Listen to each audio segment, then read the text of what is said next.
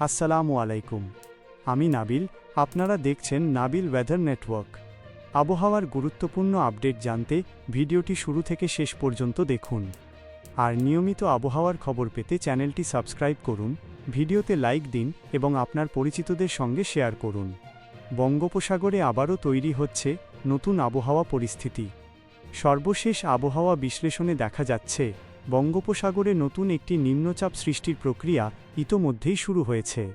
আর এই নিম্নচাপের প্রভাবে বাংলাদেশ ও পশ্চিমবঙ্গে আবারও বৃষ্টির প্রবণতা বাড়তে পারে। বঙ্গোপসাগরের উত্তর পশ্চিম ও সংলগ্ন এলাকায় ধীরে ধীরে নিম্নচাপীয় পরিস্থিতি সংগঠিত হচ্ছে।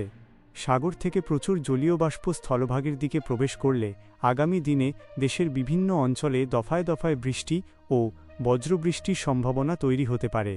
বিশেষ করে দক্ষিণাঞ্চল, উপকূলীয় এলাকা এবং দেশের মধ্যাঞ্চলের কিছু জেলায় বৃষ্টির পরিমাণ তুলনামূলকভাবে বেশি হতে পারে।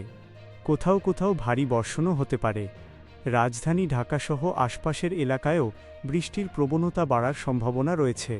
অন্যদিকে পশ্চিমবঙ্গের দক্ষিণাঞ্চলেও বৃষ্টির পরিমাণ বাড়তে পারে। বজ্রবৃষ্টির পাশাপাশি কিছু এলাকায় ভারী বৃষ্টির কারণে সাময়িক জলাবদ্ধতা তৈরি হওয়ার সম্ভাবনাও রয়েছে।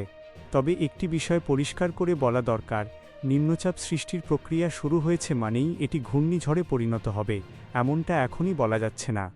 সিস্টেমটি কতটা শক্তিশালী হয়, কোন দিকে অগ্রসর হয় এবং স্থলভাগে এর প্রভাব কতটা পড়ে, এসব বিষয় পরবর্তী সময়ের আবহাওয়া পরিস্থিতির ওপর নির্ভর করবে। নিম্নচাপটি শক্তিশালী হলে উপকূলীয় এলাকায় বাতাসের গতি বৃদ্ধি এবং সাগর উত্তাল হওয়ার পরিস্থিতি তৈরি হতে পারে।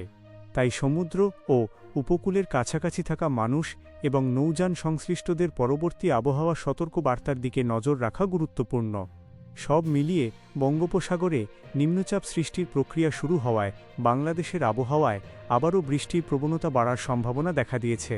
আগামী কয়েকদিনে এই নিম্নচাপের অবস্থান ও শক্তির পরিবর্তনের ওপর নজর রাখাই এখন সবচেয়ে গুরুত্বপূর্ণ। আপনার এলাকার আবহাওয়া পরিস্থিতি কেমন? কমেন্টে জানিয়ে দিন। আর এমন নির্ভরযোগ্য আবহাওয়ার আপডেট পেতে নাবিল ওয়েদার নেটওয়ার্ক সাবস্ক্রাইব করে আমাদের সঙ্গে থাকুন।